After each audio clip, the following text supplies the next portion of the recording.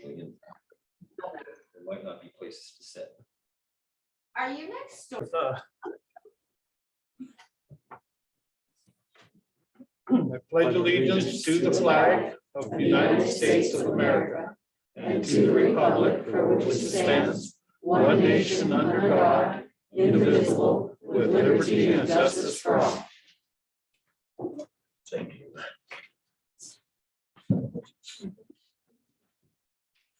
Do we have any delegations, Mr. Peters? We do not, Mr. Thornton. I do have a change to the agenda before we get too far. Going down to item 7B, policy 5254, social media policy, second reading.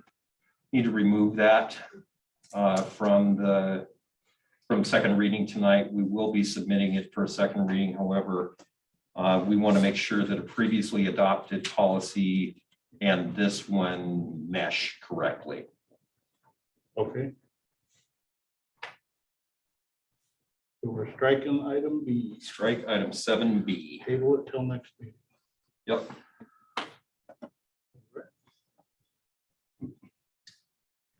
And we'll move on to the proposed consent agenda. Any questions, comments, discussion? Nope. Okay, so the chair would entertain a motion. I'll make a motion to approve the proposed consent agenda, excuse me. Okay, moved and seconded. All those in favor? Can you say that a little louder that you seconded? I second it. Thank you. All those in favor? Aye. Aye. Okay, then we'll move on to public comments directly. Just introduce yourself, speak your name and try to keep it to 3 minutes or so, and then we'll be able to move on. Was there any emailed electronic comment? There was, but I'll save those Okay. out of respect for the folks that made the trek through the. Oh, yeah, yeah, public first. Okay. I'll start. My name is Tina Gregory. And I want to thank you for this time. We're in a pandemic. If you would look at COVID-19 Great Reset by Klaus Schwab, you would see how these evil people have planned all of this. They want to take away our morals first, then influence evil. They push fear and all must comply. They have taken over our attorney generals, unions, governments, schools, and local offices. No more crime is prosecuted except for those who don't comply with their agenda. Drugs and immoral sexual desires are pushed. One more month of these forced masks is too long. I guess today now it's 11 days. Next, they're talking about forcing the poisonous shot on our children and staff. This is not okay. It's time all of you stand up. There isn't an FDA-approved vaccination on the market. Children aren't dying from this virus. They are over 99% unaffected. We have record deaths of things that aren't COVID in the last year. We have healthy athletes dropping. Please wake up. These are crimes against humanity. Look at the Nuremberg trials. Doctors, leaders, press, school board members, etc. are punished for pushing the lie. It's time for choice. It's time for help to be given back to us. It's our school's job to teach. This is abuse from our government. It's time the Constitution is taught in our schools again. It's time to stop sick pornography. It's time to love one another. Marxist, BLM, gay pride, and CRT have no place in our schools. It's a place of education, not a place to push agendas. Make-believe pronouns forced on children are not okay. If a child identifies themselves as a dog, you can't force others to make believe they are a dog. That child should be counseled in love. If abstinence can't be taught, then safe sex shouldn't be taught. It's time Planned Parenthood leaves our schools if faith and morals can't be in our schools. It's time we allow the Bible and prayer back in our schools. Choice, not just unmoral agendas. History needs to be taught so we don't repeat it. What steps are you going to take to make sure these poisonous shots aren't forced on our people? How are you going to stop the pornography and pedophilia being pushed? What steps are you going to take to stop forced role-playing on pronouns? What steps are you going to take to make sure these lockdowns and face masks don't take place again? It's time for you to start planning. We are a constitutional nation. We are one nation under God. We need to follow the Constitution, not big government. We need God in America again. Thank you.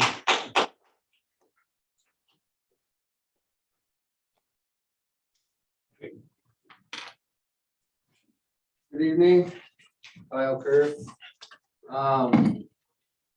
As you guys know, I sent each of you guys an email last Thursday.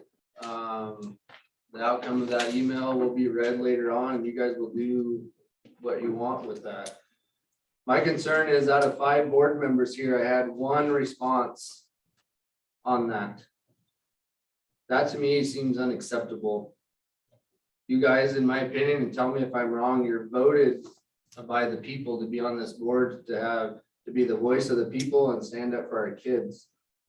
How do I, as a parent, think that you guys are taking other parents or other people's comments seriously if you don't even ever respond to an email?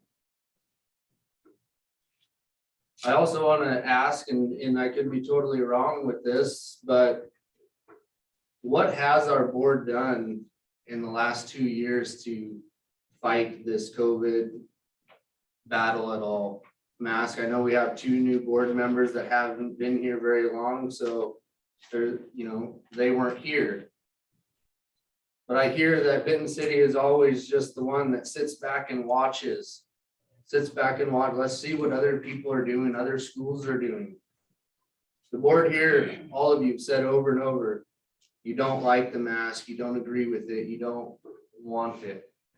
What have you done to try to get that out of our school besides just flapping your jaws here saying you don't want it? Have any of you put together a letter as a board and sent it to, the Attorney General, the Inslee, OSPI, anybody? I mean, was our superintendent one of the ones of the 25, 30 superintendents out of Washington that signed the letter against all of this?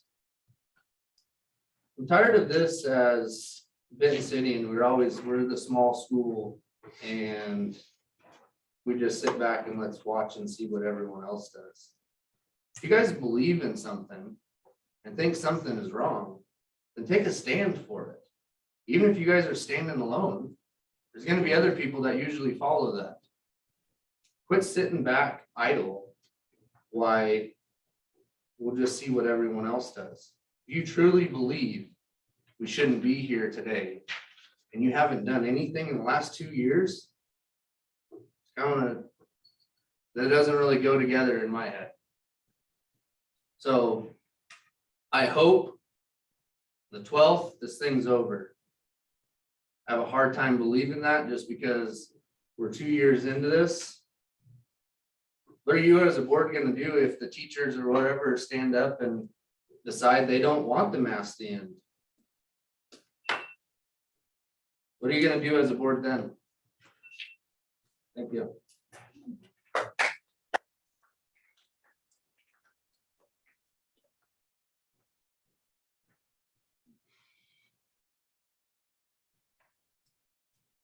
Evening. I'm Kimberly Howard. I'd like to start by saying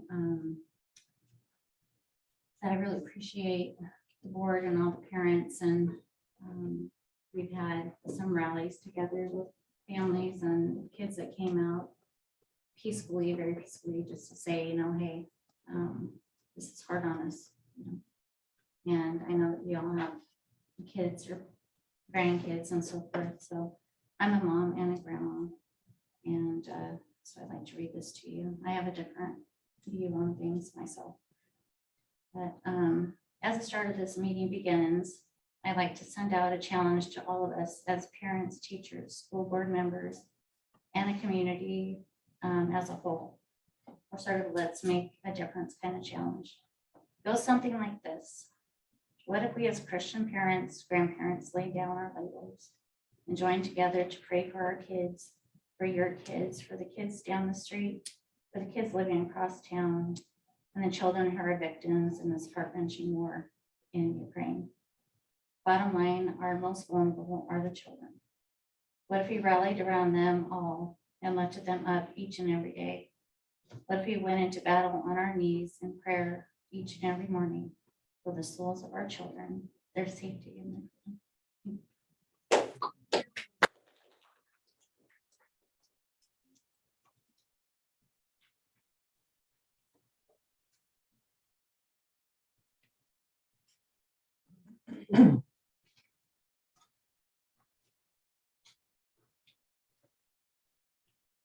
Hello, my name is Kylie. As you know, we're here to talk about getting more microwaves for the elementary. Before I begin, I would like to say thank you for letting me speak about this. We need more microwaves. There are 5 classes for 3rd and 5th grade. 3rd and 4th grade. 5th grade has 4 classes, but if you take one person out of every class, that have to heat up food in under 5 minutes. Most 5th graders have a couple of meals which take 2 to 3 minutes. Then you have 4th and 3rd grade coming in and they need food heated up too, which if everyone heats up their food, the last person only has 6 to 8 minutes to eat. Thank you for letting me speak and I hope to help us get more microwaves. Please, we need them.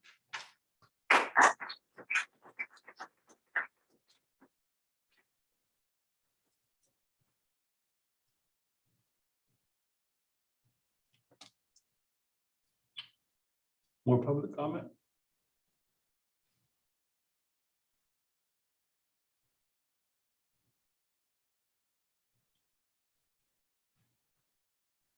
You want to read? I'll be happy to read Kyle's attachment that he sent to the board. So date February 24th, 2022. And by the way, Kyle, I'm going to read this verbatim. So if I make any mistake, please yell at me. From Kyle Kurth to district board members, superintendent, Town of Benton School, regarding school mask mandate. All concerned, I request that the school district mask mandate be added to the agenda for the next scheduled school board meeting with the goal of making masks optional for students effective March 2nd, 2022. Whereas Governor Jay Inslee announced on February 17th, 2022, that he would be largely ending Washington's indoor mask mandate for schools no later than March 1st, 2022. WAC 392-117-080, implemented by the Office of Superintendent of Public Instruction on August 25th, 2021, gives up to 20 calendar days for compliance with Proclamation 20-09 until OSPI can withhold an LEA's, local education agency, monthly apportionment payments.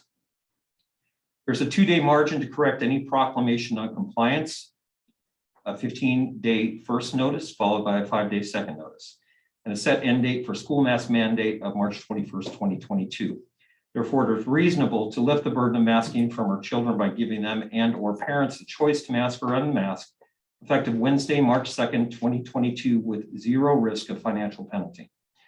Washington State is one of only 5 states with mask mandates left in the United States. As cases continue to drop and hospital resources in our community continue to open up, the dominant strain of COVID-19, Omicron, has proved to be far less dangerous to the general public.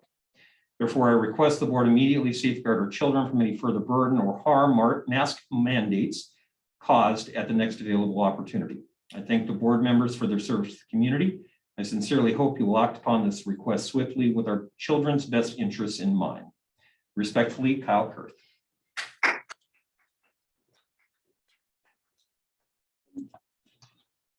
And that's all I have for electronic. Okay. Last chance, public comment.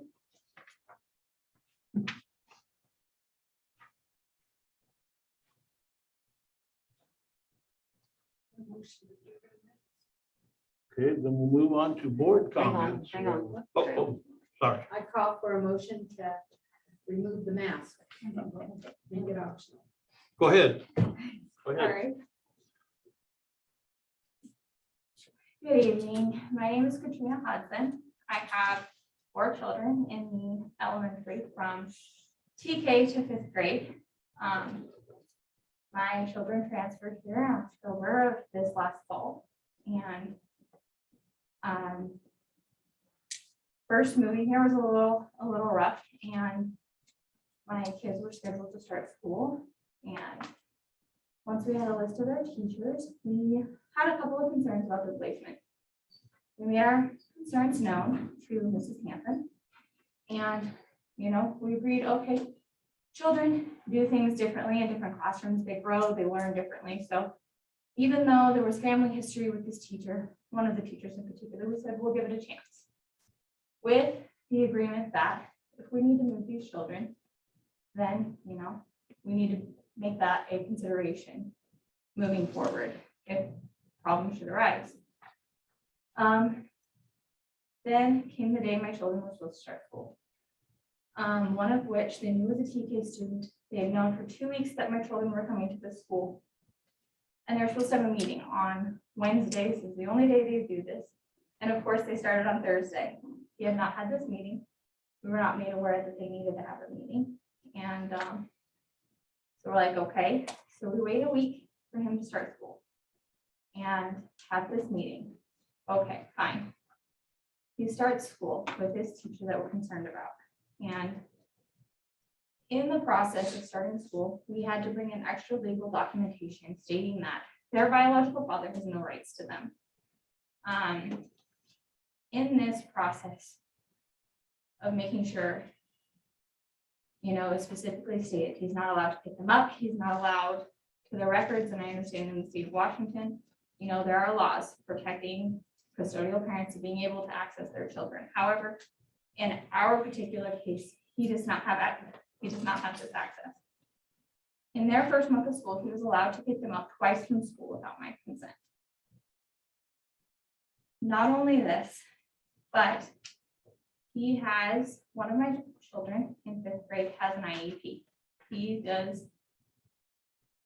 They do different progress reports. He was allowed to be on as one of his guardians. In his paperwork starting school, he's legally not allowed to be their guardian.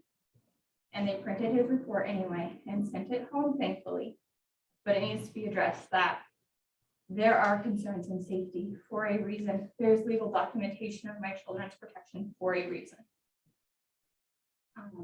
Moving on from that, my children, back to my TK student, he started having a really hard time emotionally, and we were trying to figure out what's going on with him. And, you know, he's been through a lot, so we gave it time to see, you know, is it bullying? You know, are you just having trouble adjustment? There's a lot going on. And we made this kind of process of elimination, and I was like, no, it's my teacher. So we addressed our concerns with Mrs. Hanson and said, hey, look, you know, we talked about this. If there was a problem, it needs to be addressed. He has now been out of school for 2 months with a lot of runaround. And it took the night before school meeting to get a phone call from the principal to finally negotiate an option that we had already considered previously to move him to ECAP back into preschool because they refused to move him to the other classroom.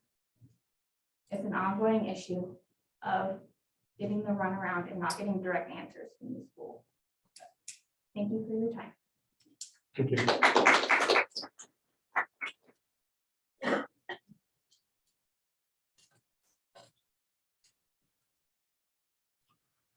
Okay. We'll move on to board comment. Well, I know we have a lunch COVID discussion item coming up, so I think we'll touch and ask on there, but is it safe to assume you can follow up with Ms. Hodgson and on her concerns and on with Kylie on the microwaves? Absolutely.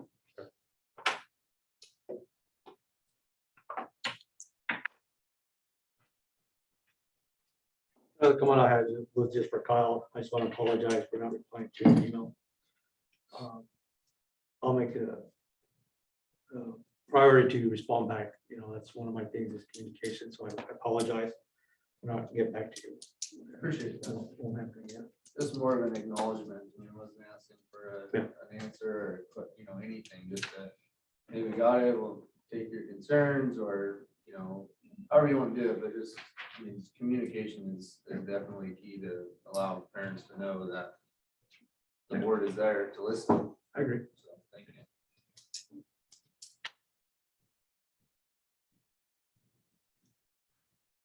Okay, well, I have no comment this time. Anybody else? Okay, well, we'll move on to unfinished business. Right into our lunch COVID discussion. So the last time that we met, actually the last couple of times, we've had some folks in the audience that the board knows worked with Principal Hanson and Principal Williams to kind of revamp the lunch timing. And so we put that into place last Thursday. So our lunches now begin at 10:30 at the elementary school and they end by 11:55. I had a report from Jennifer Long in Food Services. From the food services standpoint, things went exceptionally well. Considering that, you know, for the most part, we were feeding twice as many kids at one time because we're bringing in 2 classes for a majority of each of those half-hour periods. So she reported that things went very well. I know that not seeing our parents here tonight, we had a meeting with them. Ms. Hanson met with them again last week prior to implementation to go over the suggested lunch times. And like I said, we got the results that we wanted. Let's put it that way, which was to get us into a higher mix of kids, as you can imagine. Dropping our distancing down to 3 feet had a big impact on the number of kids that we could safely serve at one time. So given that, of course, we're hoping that might be the last adjustment we make, but the Department of Health is going to issue new guidance to go along with the governor's removal of masks in an indoor setting. So the Department of Health has to make some adjustments there. So yeah, I'd be happy to take any questions or comments about the lunch periods that you can think of. We managed to get the tables all in place for the first time in 2 years. So a little WD-40 worked wonders. Sounds like with all those kids, we need some more microwaves. Sounds like we could use some more microwaves and some, I think now we have enough desks that we're going to be putting in storage for a while. We can probably utilize some of those next to some power outlets. I imagine the next question is going to be making sure that all the power outlets can handle multiple microwaves going at the same time. I guess we could always assign somebody to stand next to the breaker just in case it trips. But so yeah, that's our lunch update. So it sounds like that new schedule is acceptable to those parents who raised the concerns. I can tell you, and Ms. Hanson can correct me if I'm wrong, but we haven't heard from them since. And I know that Megan specifically was very satisfied with the schedule prior to it being implemented. I've had 2 emails questioning the reduction of the distancing. However, with the Department of Health's approval to do so, quite frankly, we've followed their recommendations during this whole thing. So if they give us the approval to go ahead and do something, then that's as good as gold in my book.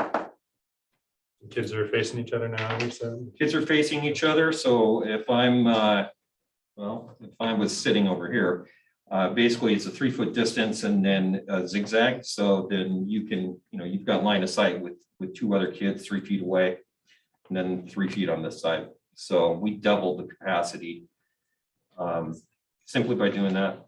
Good. All right. Yeah, 10:30 sounds a lot better than 9:40. Yes, Kindergartners. I agree 100% with that. We have been working with Jennifer Long, looking at some snack options as well. We do not have the same options that we had pre-COVID because the federal grants that are associated with those types of opportunities, of course, those roll out during the summer, and you can't obviously order fresh produce based on the idea that we think a certain date is going to allow us to be providing snacks. So we did not sign up for that, but we do have funding available to provide any staff member with the typical non-degradable, so your granola bars, your things like that are definitely options. Some staff have already taken advantage of that. So, and then going straight into the COVID discussion, I think as you all are quite aware, because as one of the board members alluded to, I sent quite a bevy of emails straight to you all as soon as I received them today, because as late as 10 o'clock, we had no idea that the governor was going to be speaking today. So we were notified by the superintendent of the ESD that there was going to be an announcement made at 1 o'clock this afternoon. Then got a announcement from Superintendent Reichdahl at OSPI at about around 11 o'clock that effective at 1 o'clock, he would be lifting or making the statement that he would be lifting the mask mandate for all school age kids at the end of the school day on the 11th. So basically Friday the 12th, or excuse me, Saturday the 12th is the first day for a no mask mandate in almost 2 years. So a little bit of excitement around the office today as we were getting news and moving forward. So I know one of the things that the board would be interested in is just the idea of what are the potential ramifications for the board to make a motion or vote on any type of early unmasking, so to speak. I don't know if that's correct English, but it is today. I was an English teacher, so I will take full blame if that's improper English. So to date, out of 295 school districts in the state, we've had 4 that all passed resolutions regarding removing masks at various times during the school year. The first one is one that not a lot of people will remember because it was so early in the year. Last August, Kittitas School District, which is a small district up by Ellensburg, told OSPI that they would not be enforcing the mask mandate. And as was said earlier in the statement that I read from Mr. Kurth, Kittitas then received a letter saying that they had 15 days to become compliant, or they would not receive apportionment. And back in August, this would have been the first apportionment payment for the 21-22 school year. So following their receipt of that letter, the Kittitas School Board then met in a special board meeting and announced that they would be following the mask mandate as put forward by the governor. That was really all we heard of it for quite some time until about 2 weeks ago when we had locally here Richland School District, and then up by Spokane, the greater Spokane region, the Kettle Falls School District, and Colville School District all passed resolutions that they would no longer be enforcing any masking at school. So all 3 of those schools received the same letter. And it was about that time that the first letter was sent to the Richland School District. The Superintendent Reichdahl also sent that letter to the superintendents and board president of every district in the state of Washington, outlining the potential ramifications. So at that time, the Kettle Falls then followed suit outside of Spokane, Colville the next day. Out of those 3, there was only one, and that would be Kettle Falls. Kettle Falls then became embroiled in a labor and industries violation investigation. And if you saw the spokesman review today, one of the things in the first section, the A section, was the L&I investigation and the results of that investigation. So while Richland closed school specifically by the superintendent for 2 days, Kettle Falls stayed open without a mask mandate for those same 2 days. And then the following day, they did shut down, and that was a result of the LNI investigation, because the LNI ramifications were that they would be fined during this investigative time, $70,000 per staff member per day. If it truly was found that they were not enforcing that. So as a result of that fine or potential fine, Kettle Falls shut down for a day, and then both Kettle Falls and Colville School District held school board meetings to reverse their previous resolution and said that they would go ahead and follow through and follow the mask mandate until, at that time, it was the 21st. So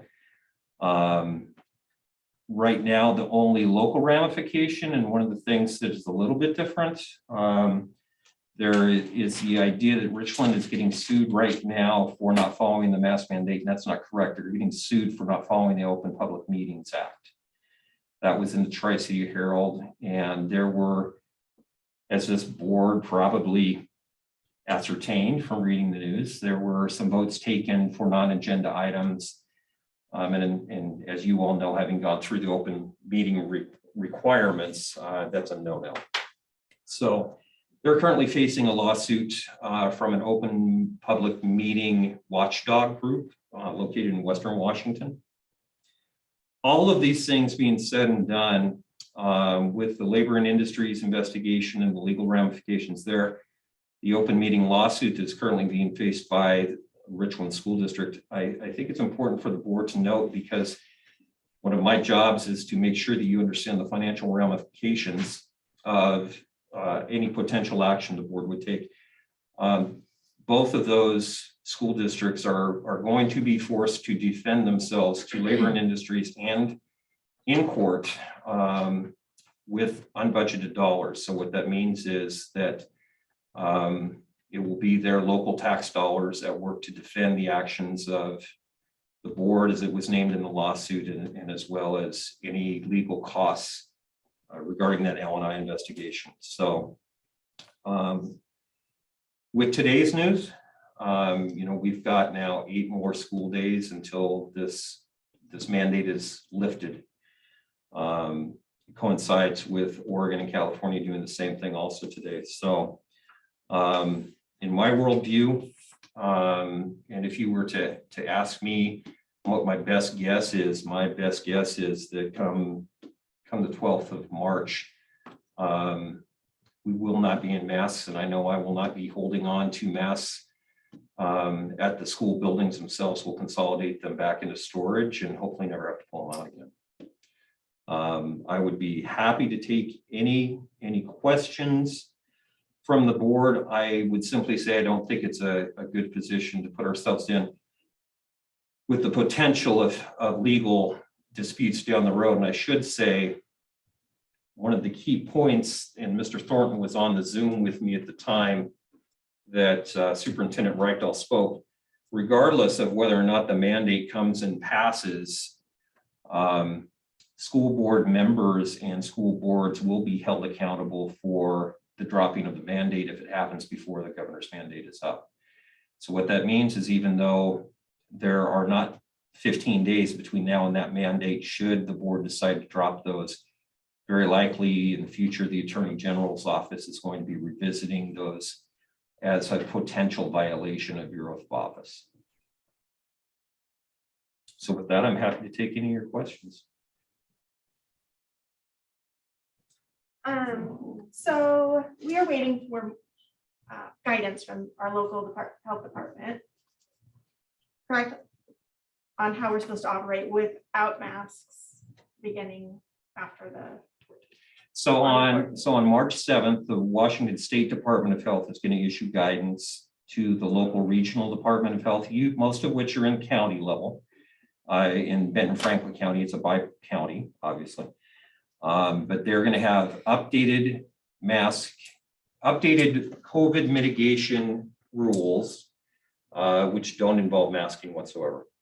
It should also be noted, one of the statements that both Governor Inslee and Superintendent Reichdahl made when they first announced that March 21st was the date, was that school buses, because they're a federal jurisdiction, just as airplanes are, that mandates would continue to be followed on buses. Now, that big thing is one that I sent you on Friday, when the CDC came out and said that no, the federal government was not going to any longer enforce any masking policies on public transportation, which would include school buses. So for all intents and purposes, our staff and students will not be masked on, regardless of the school situation, as of the end of the day, March 11th. So, will you need to be contacting our bargaining groups? I mean, there was a concern brought up on what if the teachers don't want, if they still want the masks? Do you anticipate that being a problem? Will you be working? Is this something that we have to negotiate with our? This is not open for negotiation, just as the mask mandate itself was not a negotiation. Come the 12th, come the 14th, which is the first Monday that we're coming back. Parents and students and staff have the choice that they are welcome to make if they wish to continue wearing masks, but the rule will not be in place. There will be no one that has to wear a mask regardless of vaccination status, regardless of anything. Thank you. Teachers that want to can if they want, Correct. or kids. I think it should be, and again, I don't like to live in the rumor mill. I just go there from time to time. No individual teacher or individual staff member from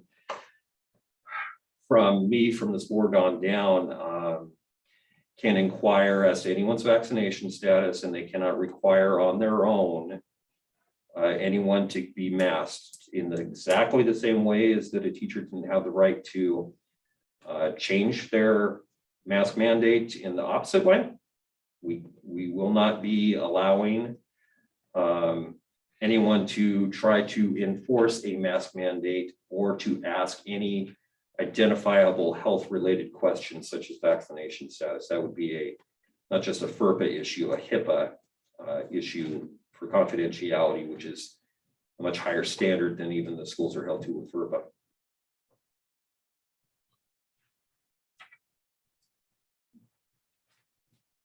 Well, I'll just make the comment that I'm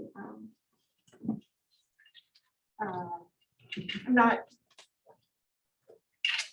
in favor of making a motion tonight to go against the mask mandate. I just feel it puts our district at risk for L&I violations and possible fines from the state. So I know a lot of our audience would like us to make that motion. I'm not in favor of doing that because I just feel it's our responsibility to follow the law and to honor our oath of office. And so I share your frustration and appreciate your comments tonight. Well, I guess that's. As this too, is not a discussion time, this is a meeting of the board. That's So why the letter we had says a just for public comment students, session. not for staff. So L&I is not gonna fine you for this. Okay, we'll move on to new Correct. business then. Mr. Peterson? Well, only one item in new business. And he's here tonight. We did not include this in the consent agenda because, well, we wanted to be a little more personable. As you know, we've had some changes in Director of Finance, and given all of that, after lots of conversations here with the board, we have decided to recommend for the board's approval tonight, Mr. Andrew Robb, who is sitting here. Thanks for coming tonight, Drew. Yeah, thank you for having me. We would like to recommend Mr. Andrew Robb as our new Director of Finance. Andrew comes to us with a good amount of experience in finance, both as a state auditor, working through the state auditor's office, and in private business. I met today with Becky Montgomery, who is a consultant for the district in our finance arena, and we have been working on a transition plan for Mr. Rob that will also include some time with Michelle Dearlove and Travis Belial, sorry, not Belial, at the ESD. Both Michelle and Travis worked with our previous directors of finance, and they're anxious to get to meet Andrew. And Becky in particular, having done some work as the board is aware during this transition, is looking forward. His first day should be, he has not told me different, but it should be on or about March 14th. He did give 2 weeks as he was advised to, because of course, that's simply the world we live in. You want to make sure that your former employer is in a good place when you go to a new one. So with that, I would ask the board first, if you wouldn't mind. It's not the consent agenda, but this is an approval of personnel, so we do need to have a not a roll call, but we need to have a consent vote to approve Mr. Andrew Rupp. I'll entertain the motion. I move to approve the hiring of Mr. Rob for our finance director. I'll second it. Okay, all those in favor? Aye. Mr. Thornton, And I'll be abstaining. thank you.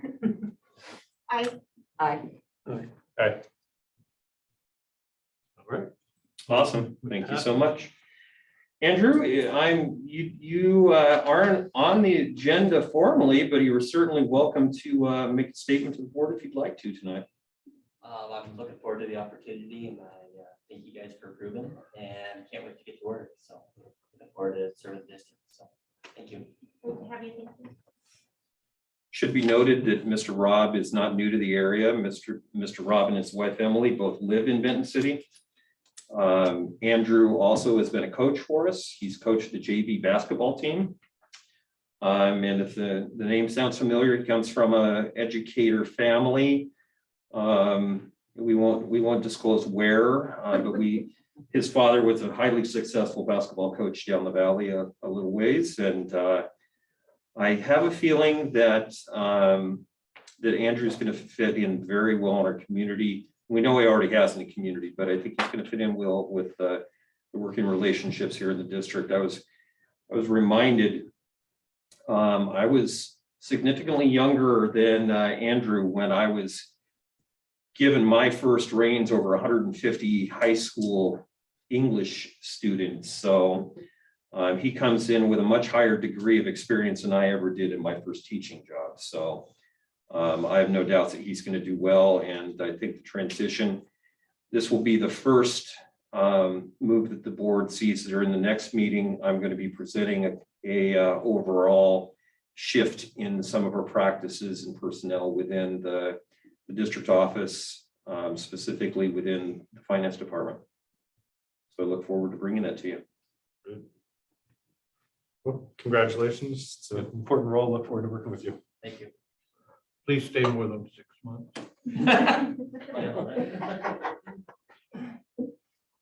Hate to make you put up a bond. Yeah. Okay, we'll move on to superintendent's report. Oh, once again, I guess I get to keep talking. So a few items to go over. The first off, I want to go back to our consent agenda for a moment, and that's simply to thank Belinda Loy, counselor at the high school who's announced her retirement. I want to thank her for her years of service and dedication to the high school kids and keeping kids online to graduate. We're going to miss Belinda. I happened to run into her as she was carrying a box, and she's going to have multiple boxes. She has a bunch of stuff in her office, but she's done a great job for us.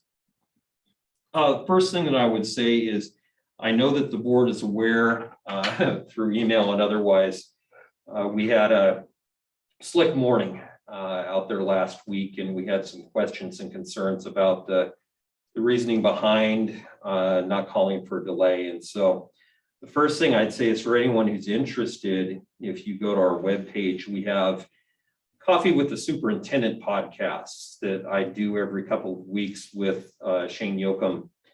And our January 13th podcast dealt deeply, probably more deeply than we'll go into here, around the process and procedures and when we call delays, when we cancel school, things like that. I think the major point that is a must take away when it's in regard to delaying or canceling school, the safety of our kids is the first concern. And so when we're looking at a delay versus a cancellation, the first question that Dan and I talk about usually is, are the buses able to run effectively? And we talked before 6 o'clock on the day in question, I think it was last Thursday or Friday. We talked twice before 6 o'clock, and quite frankly, the buses were able to go without any worries about traction or anything like that. So that was our primary concern at that time. And if you ask the whole point of what do we do for a delay, what is the point? The biggest one is the hope that we're going to see a significant change in conditions before we send buses out at 6 o'clock in the morning versus 8 o'clock in the morning. And the simple fact was at 20 degrees, we didn't have nearly enough snow to constitute a bunch of plowing on the part of either the city or the county. And we weren't going to see any significant difference if we waited 2 hours. So we made the decision to go ahead. We did have some late buses, and that's perfectly acceptable. One of the things that we talk about is if at any point a parent or a teacher feel that they can't get their students successfully to school or safely to school, or prefer them to stay home, that's absolutely within the realm of, that's a personal choice, and you make the call and we will support it 100%. I know having grown up in a district where you could have entirely different conditions from virtually the Snake River on one side to dryland wheat areas on the other side of Connell, there were several times when district delays were not consistent throughout the district. And so in this case, the decision, quite frankly, came down to, if we can safely get the kids there and it's not going to make any difference for us to delay, then we'll go ahead and go on time. And I'll be the first to tell you that Mr. Adamson several times said, Pete, this is one where I could probably go either way. And I said, well, are your buses going to slide around? And he said, no, they're not going to be sliding around. The buses will be okay. So that was really the deciding factor. So with that, also going on tonight, because you probably saw a lot more cars outside at 6 o'clock than you normally do, we have our migrant parent education night going on tonight. So all of our parents of students who are enrolled in our migrant ed program are here. They're meeting in the library. That's a meeting that we have periodically throughout the year to make sure that we're meeting the needs of our Spanish-speaking students, and especially those who qualify for migrant assistance. The next thing would be our community council, which is, as the board is aware, it's a very non-formal meeting, which I have in the library on the first Tuesday of each month at 6 o'clock. That's tomorrow night. So anyone who's out there watching or who would like to attend something where there are no agendas, there are no motions or anything like that, it's just an off-the-cuff conversation, I encourage you to do so. We're kind of hit and miss depending on the evening and what other events around town are going on. I know that there's oftentimes a city council meeting going on at the same time, so I miss a couple people due to that.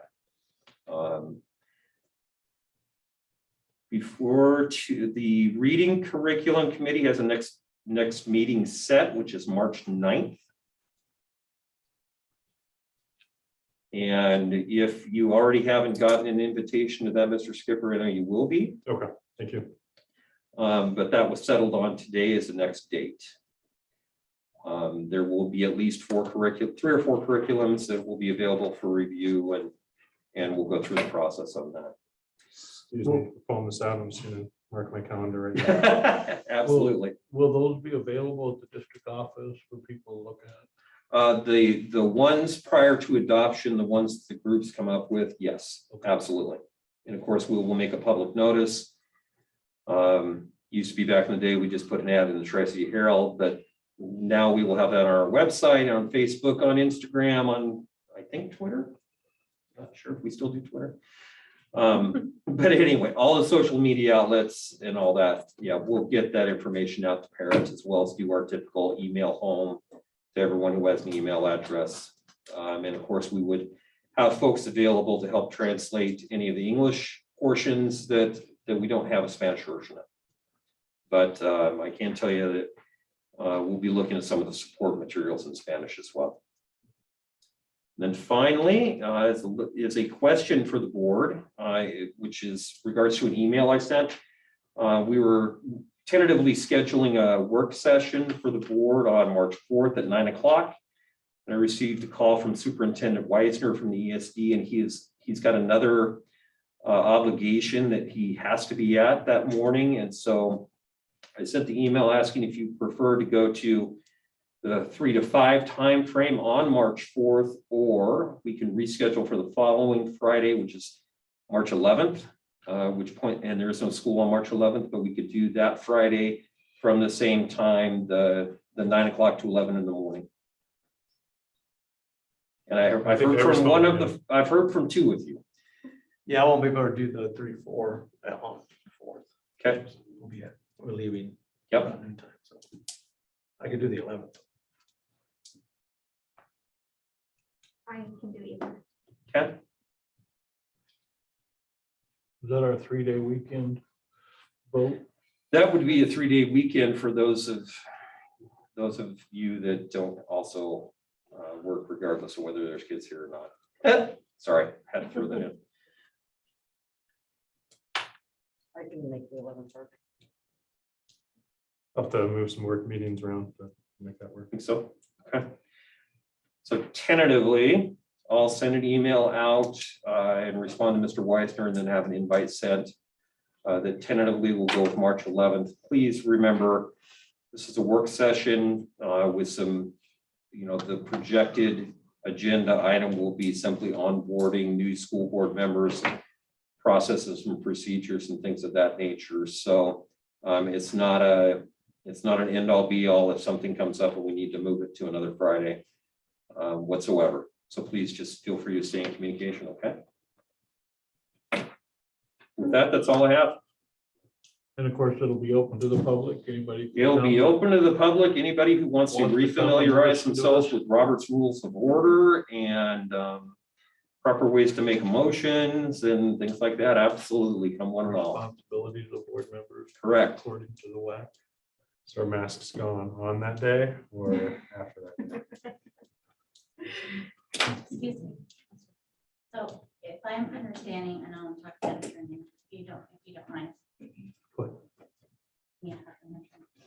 Just to understand, so for the kids and the parents that, all the kids that made the signs and are trying to get their voices heard, they just want acknowledgement that you hear them and what they're saying and a vote. I know that you talked about your opinion, it's just, I'm not trying to say which way to vote. I mean, you know how I feel about it. And, but I think it's really important to acknowledge the kids that are here and have been. Well, I think it's kind of a moot point at this And why is point, that? because on March 12th it Right. ends and we'll be able to go ahead without a vote. So point Right. of We'll need a order, vote. public comment has ended, and we would be happy to talk more after the meeting. But a vote's not gonna get us anything. Well, I guess that's where I'm not understanding that. So I'd be happy to talk after the meeting, and explain why we're not making that motion, but if we could continue. Yep. So we're done with the meeting. We're gonna go into an executive session for 30 minutes minimum. 60. 60 it says. 60, Okay, 60 minutes. up to 60 minutes before we have to come out and tell them we're going longer. With no business to follow. Be adjourned. Thank you for the comments. Input.